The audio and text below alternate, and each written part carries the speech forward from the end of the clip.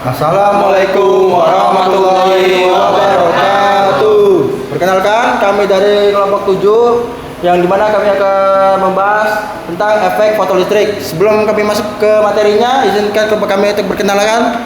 Saya Dani Erlangga. Saya Narendra Geseng Sampeti. Saya Raden Supan Jasmoro. Saya Anissa Mafira. Saya Nadia Putri Aulia. Oke, langsung saja kita ke materinya akan dibawa oleh teman-teman saya.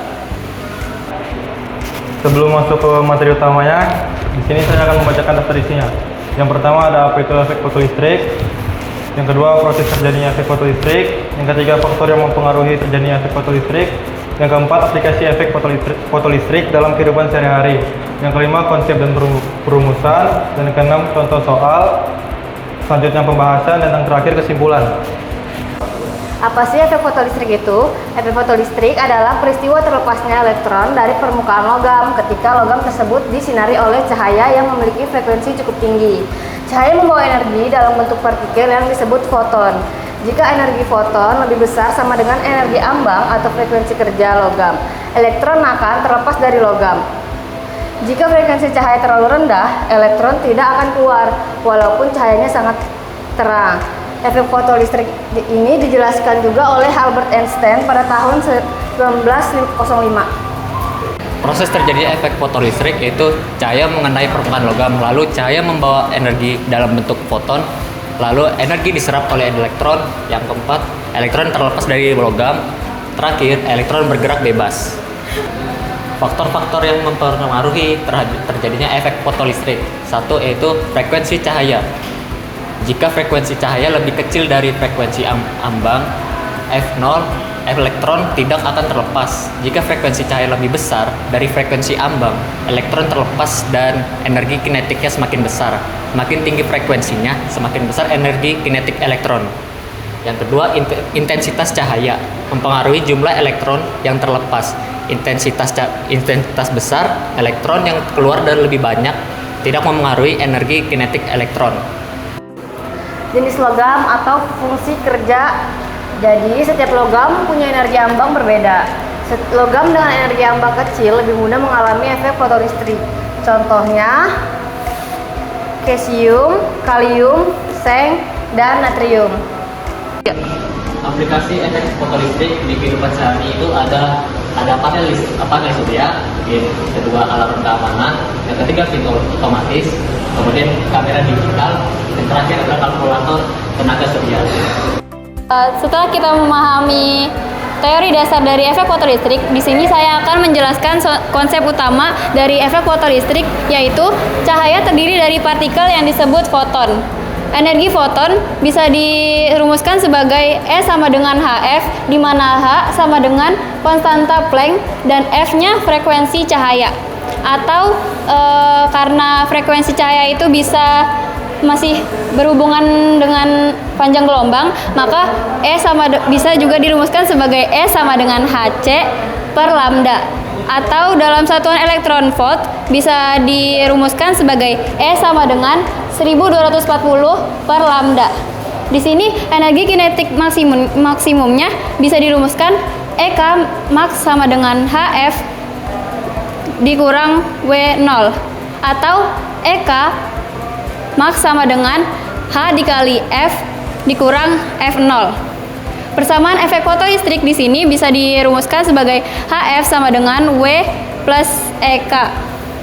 Dan tegangan henti atau dilambangkan dengan V0 bisa dirumuskan sebagai V0 sama dengan EK per E, di mana E ini muatan elektron. Setelah tadi kita sudah mempelajari teori-teori dan pengertiannya dan juga rumusan dan juga rumusnya, kita akan masuk ke contoh soalnya. Soal pertama ada, pada percobaan efek fotolistrik, permukaan logam cesium disinari cahaya ultraviolet dengan panjang gelombang 300 nanometer. Fungsi kerja logam cesium adalah 2,0 eV.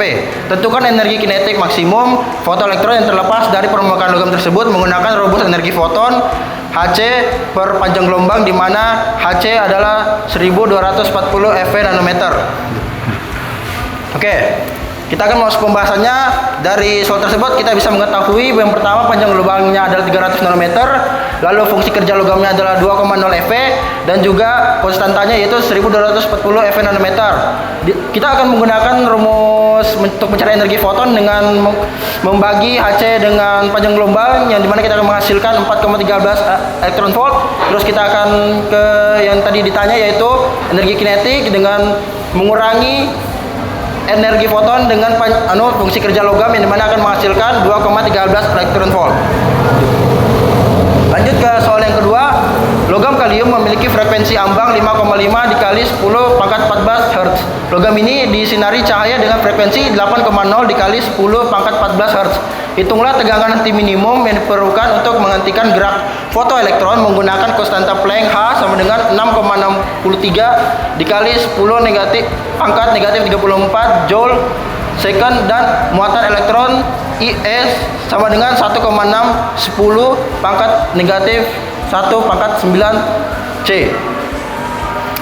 Dari soal kita bisa mengetahui yang pertama adalah frekuensi ambang batas yaitu 5,5 dikali 10 pangkat 14 Hz dan seterusnya ada frekuensi ininya konstanta dan juga elektron.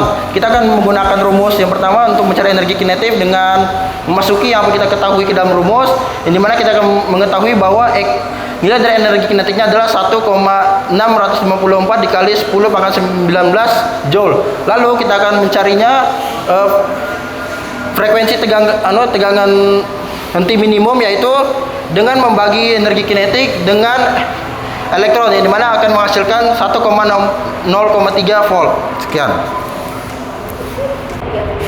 Yang terakhir kesimpulannya, efek fotolistrik adalah peristiwa terlepasnya elektron dari permukaan logam ketika terkena cahaya dengan frekuensi tertentu. Peristiwa ini membuktikan bahwa cahaya memiliki sifat partikel yang disebut foton. Energi cahaya bergantung pada frekuensinya, bukan pada intensitasnya. Semakin tinggi frekuensi cahaya, semakin besar energi elektron yang terlepas. Efek fotolistrik sangat penting karena menjadi dasar perkembangan fisika modern dan digunakan dalam berbagai teknologi seperti panel surya dan sensor cahaya. Sekian dari kelompok kami, semoga presentasi kali ini bisa bermanfaat bagi kalian semua. Wassalamualaikum warahmatullahi wabarakatuh.